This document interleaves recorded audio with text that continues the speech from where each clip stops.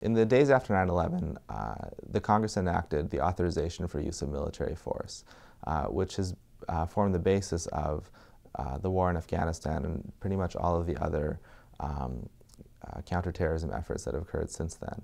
The Obama administration appears to be taking an extremely broad view of the authority conferred by that authorization and seems to take the view that it authorizes them to use force anywhere in the world where they believe a suspected terrorist is located. The government is using drones, which are unmanned planes, launched, it appears, from bases in Afghanistan and elsewhere, but then fly over the border regions in Pakistan, Yemen, and Somalia, maybe elsewhere. They're piloted remotely from here in the United States, and the operators are able to very precisely see who's on the ground and fire a missile directly at them.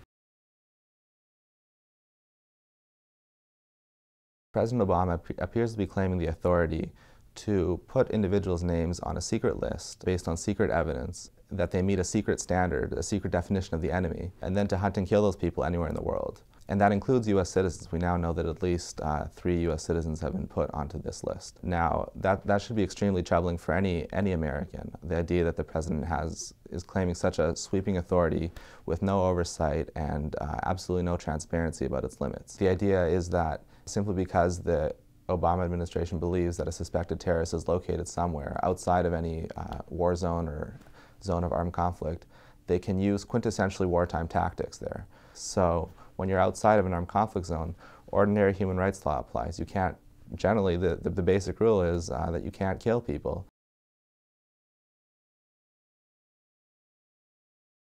Whenever the United States goes to war, it goes to war in the name of its citizenry, and the public has a right to know about, basic information about the use of force abroad, especially when that's occurring outside of what's generally recognized as a zone of armed conflict.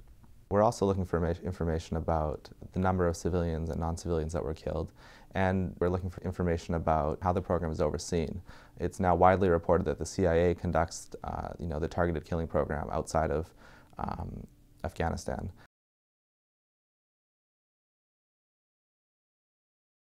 The only agency that responded was the CIA, and they responded with what was effectively non-response. They said they refused to confirm or deny the existence of any records at all responsive to the request. Now, we think that's sort of, frankly, a ridiculous answer. The CIA director has publicly talked about the drone program on several occasions with reporters. He's quoted talking about how he makes life or death decisions about who to kill. So we're currently appealing that response.